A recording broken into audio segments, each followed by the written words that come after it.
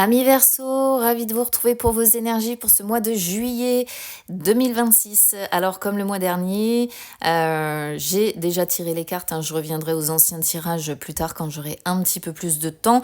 On va regarder les énergies générales, financières et sentimentales. Celles-ci, je les mets de côté pour le moment. Alors, j'espère que tout le monde va bien avec cette chaleur. Je préfère aussi prendre un temps pour éviter les montages vidéo parce que c'est pas que ça chauffe, mais bon, ça chauffe. Alors, énergie générale. Pour vous, amis Verseau, sur ce mois de juillet, j'ai la maison, la lune. Alors, a priori, on pourrait dire que vous allez vous sentir bien chez vous, d'accord? Parce que la lune, c'est quand même le côté émotionnel, ce que l'on ressent au fond de soi, nos émotions brutes en fait, hein, qui font que on se sent bien. En fait, il y a la notion de se sentir bien chez soi, d'être vraiment dans un refuge, dans un cocon, de vraiment considérer, alors que vous soyez en maison, en appart, enfin peu importe, hein, de toute façon, voilà, c'est le principe de dire je me sens bien chez moi, je me sens tranquille chez moi. Il n'y a pas de vague, personne m'embête. Mais ce qui me chagrine un petit peu, c'est que en dos de deck, on a ici la croix. Alors, pourquoi ça me chagrine un petit peu? Parce que ça me fait penser à des personnes qui se replient sur elles-mêmes, parce que émotionnellement, elles ressentent de la peine par rapport à une situation ou par rapport à une personne. Évidemment, vous adaptez à ce que vous traversez et surtout vous adaptez si vous vous sentez concerné, hein. Si vous ne vous sentez pas concerné, c'est inutile d'aller plus loin, d'écouter le tirage. C'est du général. Si vous voulez quelque chose de plus personnel, il faut essayer de me capter en live. Mais là, ça concerne vraiment des Verseaux qui ressentent de la souffrance, en fait. Et pourquoi je dis ça? Parce que la lune, c'est le psychisme, c'est les émotions, hein, comme je disais, mais c'est aussi les peurs, les états parfois aussi un petit peu trop sensibles, trop sentimentales, ou bien les émotions sont vraiment à fleur de peau. Et ici, on sent une sorte d'introspection parce que il y a des émotions négatives ou des choses qui remontent probablement aussi du passé.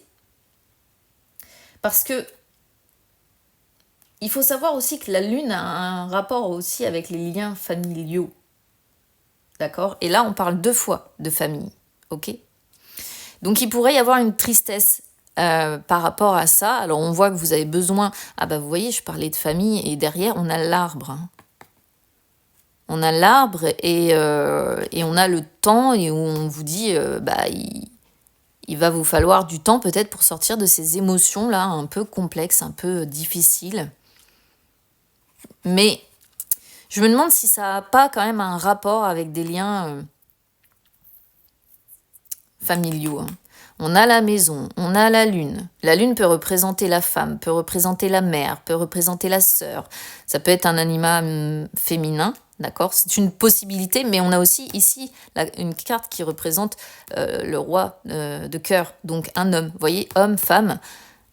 Donc, on sent qu'on est sur des liens, mais quelque chose qui fait souffrir ici. Alors, moi, en plus, avec la loupe qui ressort, j'ai vraiment l'impression que ça va être une période pour vous un peu de repli sur vous et d'introspection. Comme le besoin de lire, en fait, au fond de vous. Parce que le foyer, c'est aussi ça. C'est aussi le fait de se pencher sur ce qu'on est vraiment au fond de soi, au fond de son cœur, au fond de son psychisme. Essayer de se comprendre, essayer de comprendre qui on est, quel pilier on est aussi pour les autres aujourd'hui. Mais il y a quelque chose peut-être de karmique avec l'arbre, hein, à devoir régler en lien avec la famille.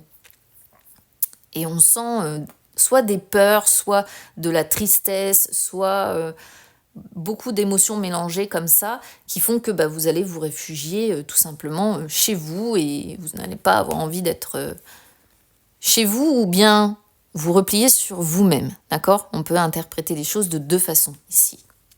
Alors, sur les énergies financières. Bon, bah, énergie financière, dans l'ensemble, ça se porte plutôt bien. On a les sorties avec le jardin, donc on sent qu'il va y avoir des petites dépenses qui vont être faites par rapport à ça. Vous allez sortir. Alors, le jardin représente tous les lieux extérieurs, hein, donc que vous alliez boire un coup, voilà, j'ai envie de dire dans un bar, que vous sortiez faire un pique-nique, que vous alliez à un concert, à une fête. C'est tout ce qui est vraiment échange, partage, cercle social, espace public, hein, la liberté, hein, mais on sent aussi, comment dire, ah bah je perds mes mots, le côté calme, douceur, fraîcheur, rechercher le milieu agréable, hein, surtout avec le bouquet qui en plus derrière vient appuyer cette notion-là et vient dire, ben voilà, de toute façon, quoi qu'il en soit, c'est une période financièrement bonne, de récompense, une période fructueuse, une période de succès, de résolution de problèmes si vous en aviez. Par contre, le fait que ça se passe entre guillemets bien du côté de vos finances, ça ne plaît pas à tout le monde, d'accord? Attention aux mauvaises nouvelles, hein, qui pourraient arriver aussi. Pour certains d'entre vous, encore une fois, je nuance le côté mauvaise nouvelle, je ne vous le souhaite pas. Je préfère m'axer sur les énergies qui sont venues, les cartes qui ont sauté, qui sont celles-ci, et qui annoncent quand même, malgré tout, un mois correct. Même s'il ne faut pas oublier qu'on est aussi sur des pics, d'accord? Et les pics, c'est vrai que, parce que dans le normand, c'est vrai que les cartes ont une double interprétation, et là, on a une dame de pique, certes, qui représente encore une fois une personne, mais on a aussi ici le 8 de pique, et le 8 de pique peut dire que rien n'est acquis, d'accord? Et que si on veut s'en sortir, il faut entretenir les finances et bien se débrouiller pour que ça fonctionne. Voilà. Alors, énergie sentimentale. L'énergie sentimentale, c'est un peu plus compliqué. On a attirance d'un côté et éloignement de l'autre. En dos de deck, on a une énergie tierce, hein, qui perturbe. Alors, soit, si vous êtes en triangulaire, eh bien, on sent que vous êtes attiré par quelqu'un, mais éloigné de cette personne, parce que vous êtes en triangulaire et vous ne vivez pas avec la personne avec laquelle vous voudriez vivre. Alors là, ça pourrait complètement parler aux personnes qui sont en triangulaire, clairement. Si vous êtes célibataire, on sent que vous êtes attiré par quelqu'un, mais vous ne vivez pas avec cette personne. Peut-être parce que cette personne n'est pas libre, n'est pas dispo, d'accord? Ou qu'une autre personne est déjà sur le coup. Bref, vous êtes vraiment attiré par cette personne, mais peut-être que vous n'osez pas lui dire ce que vous ressentez.